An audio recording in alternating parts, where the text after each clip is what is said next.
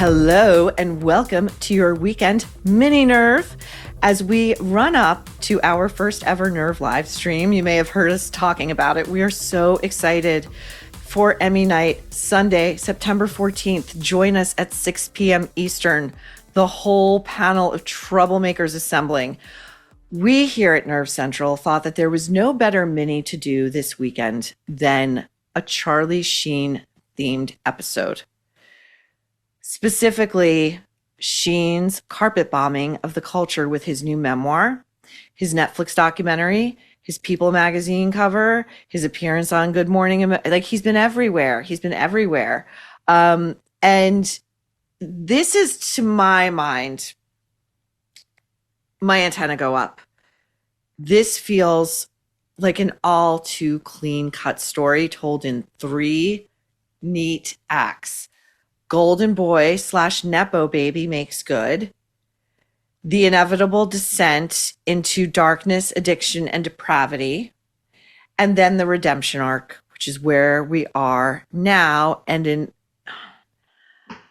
I guess, you really would have had to be doing the deep reading these many years, as I did as a bored kid on suburban Long Island, to even, know any of this is sort of swimming around. I'm not buying it. I'm sure you're shocked. You're like, she's not buying it over at the... No, I'm not. And I'm going to lay it all out for you guys, like the criminal cultural prosecutor I am. Charlie's story...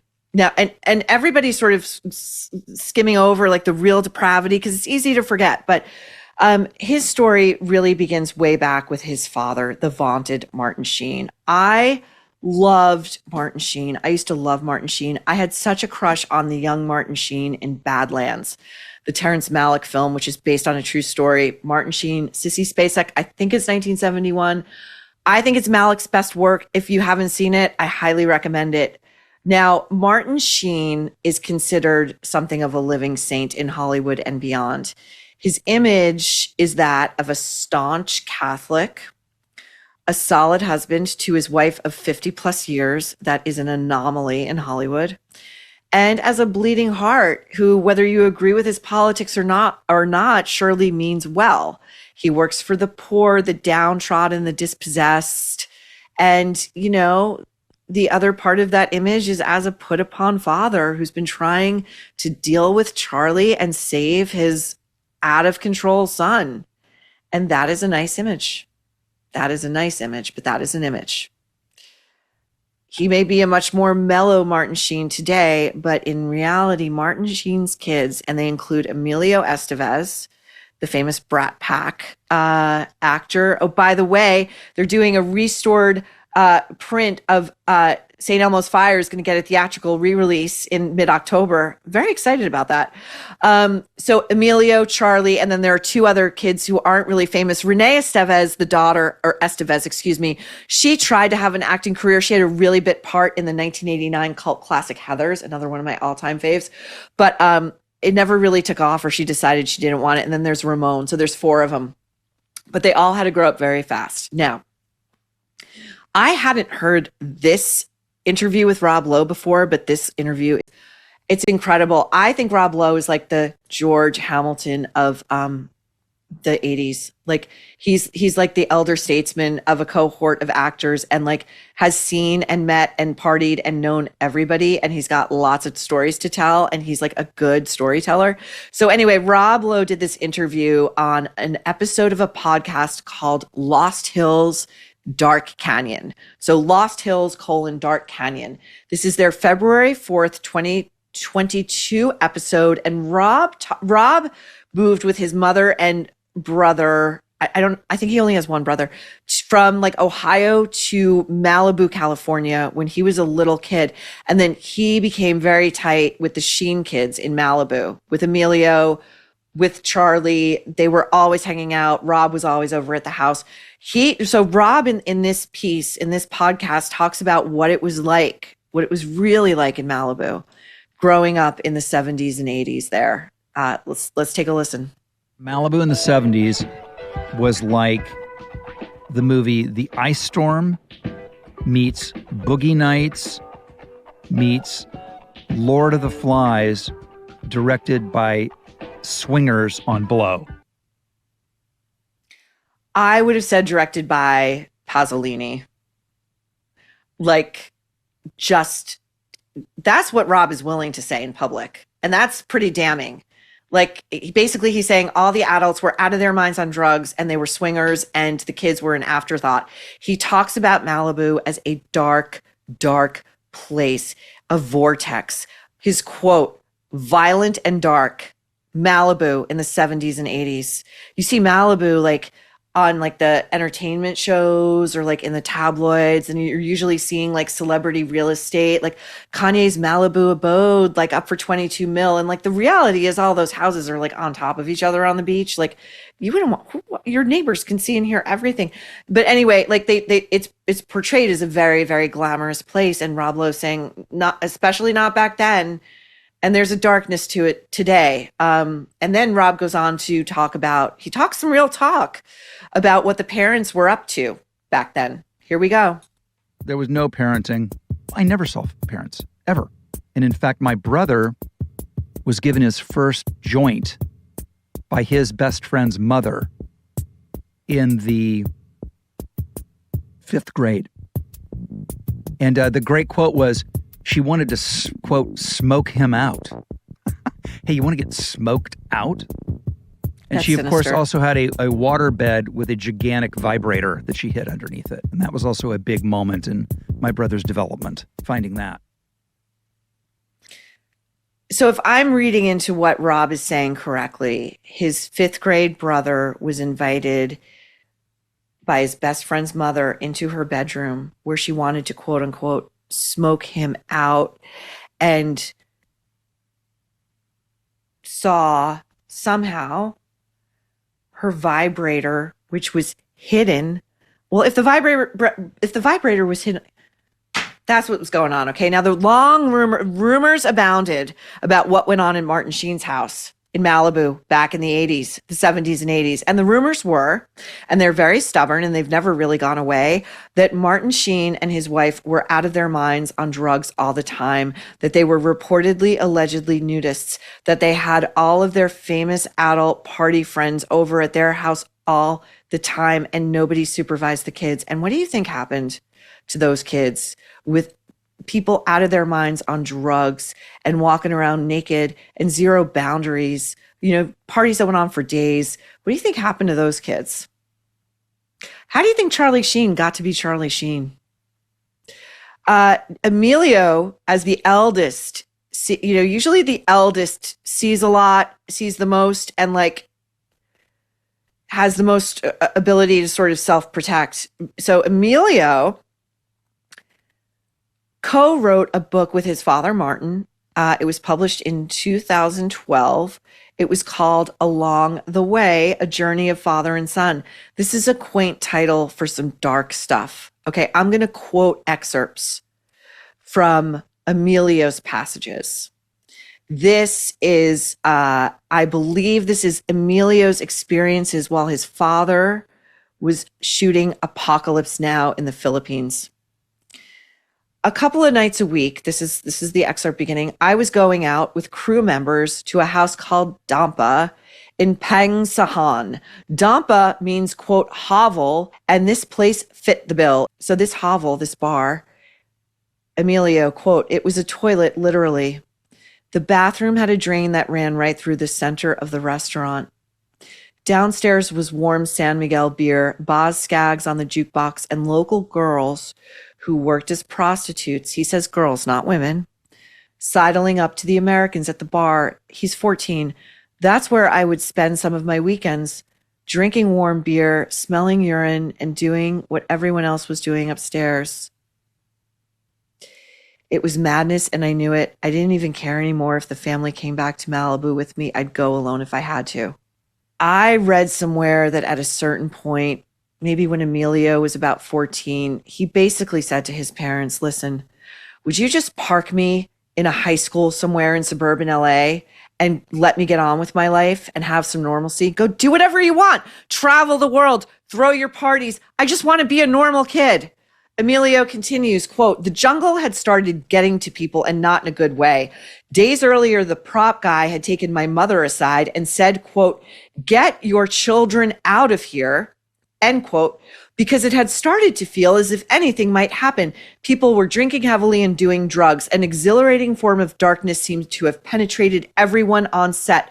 The heat, the drugs, the pressure, the chaos, it felt like our own little Vietnam.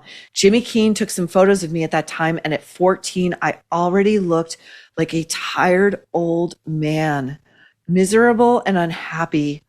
A part of me had started thinking I might die there. I might die there in the jungle if left to my own devices for much longer. I needed to get out to save myself." So I don't think Martin was paying a lot of attention.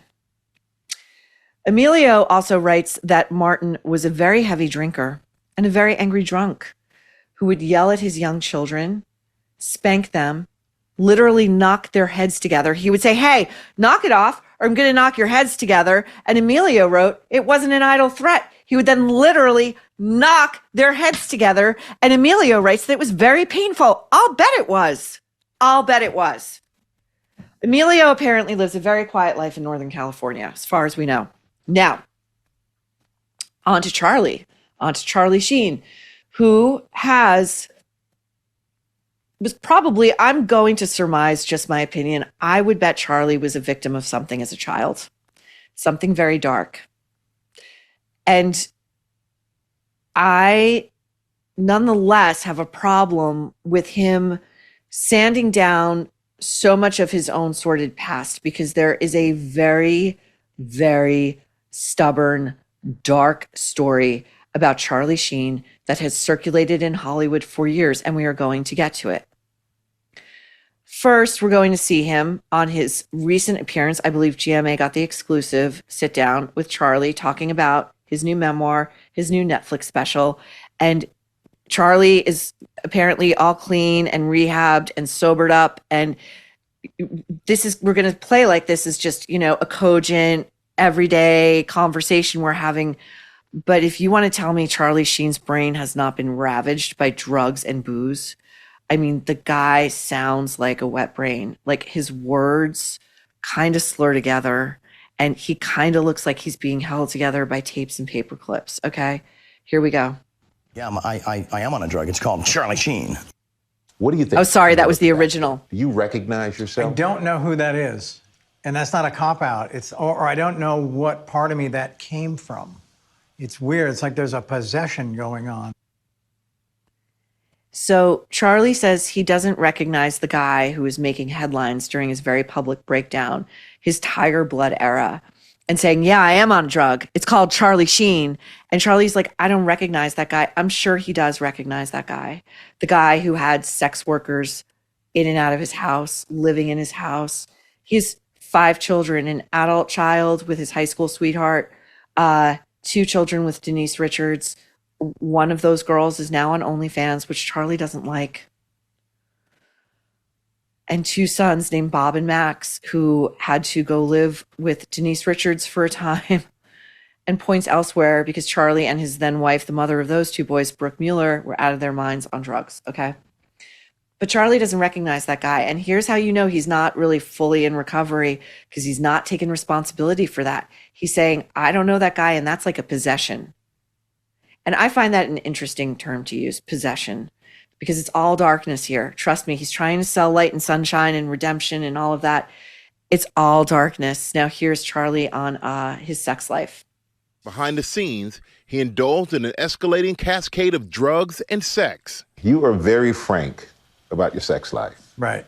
From hiring sex workers. Right. You testified against Hollywood Madam Heidi Fleiss. You admitted you spent $53,000 for her services. Well, that's what they knew of. Yeah, That's what they had on the book. So. But do you think you were a sex addict? Sure, probably, yeah. He knows he has to say that. Yeah, he doesn't believe it. Yeah, I mean, if to frame it like that, sure. Mm-hmm. Yeah. Sure. And you say sex went hand in hand with your drug use. It did, yeah. And wanting to try, as you framed it, quote, other side of the menu, which for some people out there, man, what's the other side of the menu? That's sleeping with men. Michael, please. But you said you're being honest about it now. But why did you keep it secret for so long? Sure. Yeah. Sleeping with men. Because there was another element to it that it did come with a tremendous amount of extortion. And so at the time I was just like, all right, let's just pay to keep it quiet and just hope it just stays over there, make it go away. I just don't think in this day and age that's a career ender. You can tell Charlie's really trying to think of the answer. It takes him a minute. And this is a guy who's been he's been in the public eye since he was a very young guy. He doesn't need a crash course in media training. He's not like an author who's never been in front of a camera before. And he's like, why am I now talking about sex with men? So with stuff like this, I think I have a whole theory as to why Charlie's even doing this in the first place, because he doesn't have to.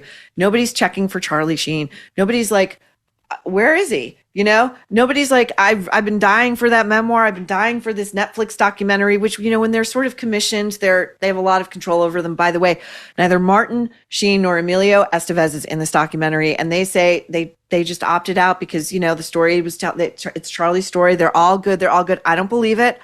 I don't believe it. Now, when you're going to say, look over here.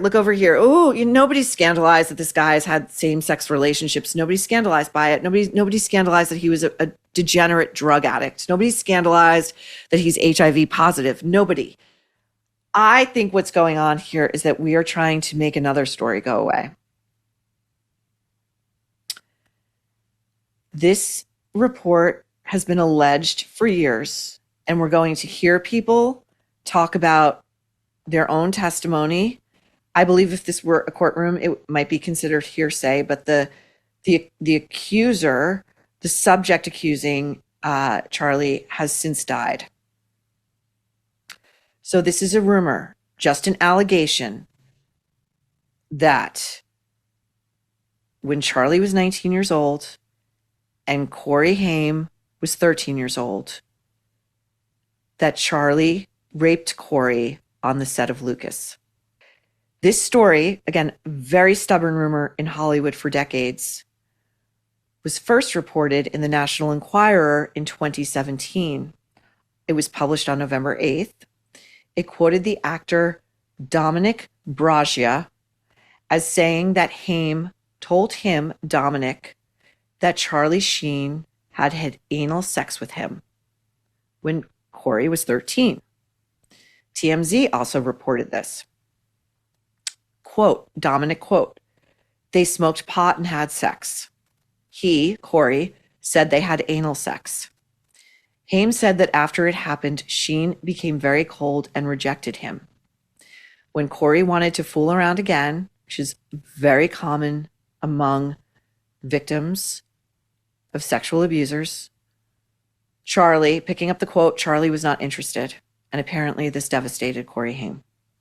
Now, Charlie Sheen denied this and always has. To be clear, Charlie Sheen has denied this allegation and always has. The trade publication, The Wrap, printed Sheen's official statement, and I quote, in my nearly 35 years as a celebrated entertainer, I have been nothing shy of a forthright, noble, and valiant courier of the truth, consistently admitting and owning a laundry list of shortcomings, wrongdoings, and indiscretions this traveler hath traveled. However, every man has a breaking point. This is a long preamble. I personally think, and knowing my studies of how to detect liars, you just say no. I would never. That's it. No. Picking back up. I'm not saying Charlie's lying. I'm just saying this is just my opinion, okay? Picking up from Charlie Sheen's official statement. These radically groundless and unfounded allegations, and now I take a passionate stand against those who wish to even entertain the sick and twisted lies against me. All caps, game over. End quote. Charlie Sheen then filed a lawsuit for defamation against the National Enquirer, which was later settled amicably.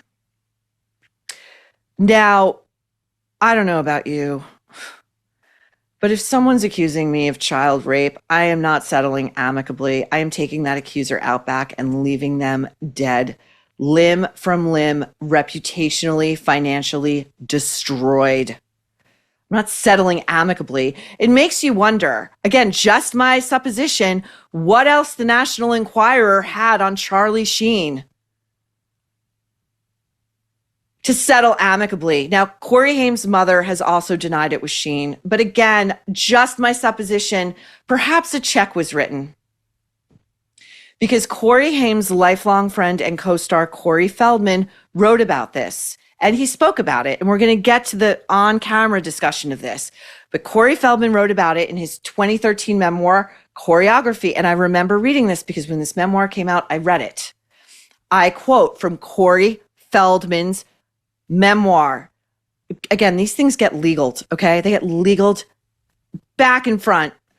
Within hours of our first meeting, Corey Feldman and Corey Haim, Feldman writes, we found ourselves talking about Lucas, the film he made in the summer of 1985, the role that I had wanted for myself. At some point during the filming, Haim, explained that an adult male convinced him that it was perfectly normal for older men and younger boys in the business to have sexual relations, that it was what all, quote, guys do. Continuing from Feldman's memoir. So they, Haim and this older man, walked off to a secluded area between two trailers during a lunch break for the cast and crew, and Haim, innocent and ambitious as he was, allowed himself to be sodomized. So Haim told Feldman, according to the book, I guess we should play around like that too.